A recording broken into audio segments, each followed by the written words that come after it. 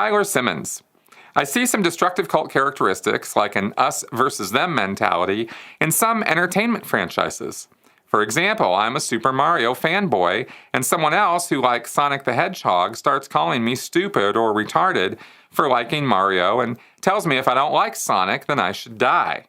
I've seen some toxic fanboys and haters who fit the description of being in a destructive cult, such as wanting characters and their artists to die in a fire or kill themselves or engage in doxing and cyberbullying.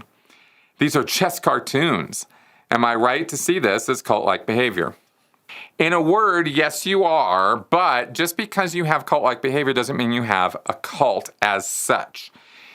Cults are a very specific thing. Online cults get to be a bit different, and I still, like I said, the last time I brought this up, I said that this still needs more modeling and more study and work to be able to describe more fully what an online cult situation is.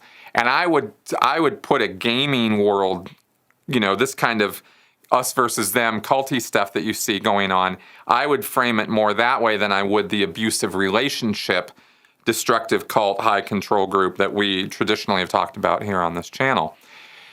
I want to remind you, though, and this is for every human being everywhere in the world, that cults are not doing things that we don't normally do anyway. The difference between what goes on in an authoritarian, high-control, destructive cult group and what goes on in the real world is not the actions that take place or the things that get said. It's the level at which they are said. It's the degree. And, the cults, as I'm fond of saying, dial that volume up to 11. In your day-to-day life, you are going to encounter everywhere you go, and in any subject or field you care to pursue, you're going to find us versus them thinking. You're going to find tribalism, right? The whole in-group, out-group thing, which is the us versus them.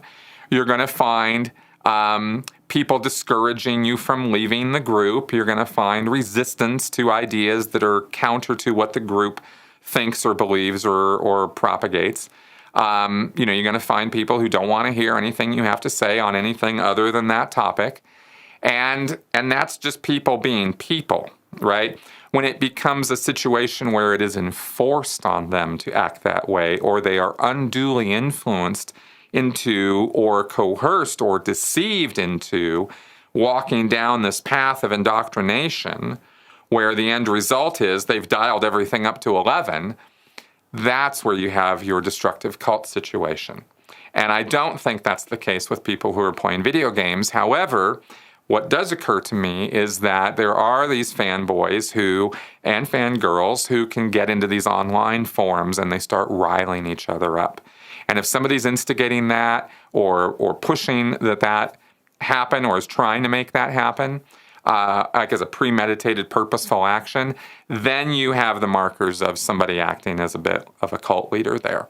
But that would be a pretty specific situation versus just the broad general idea that, teenagers or young people or anybody really doesn't have their hormones go a little whack when they're playing games and are in a competitive environment as far as they're looking at things, and they need to make less of their enemies, their perceived enemies, even if it's only a game, by making fun of them, ridiculing them, calling them names, all that.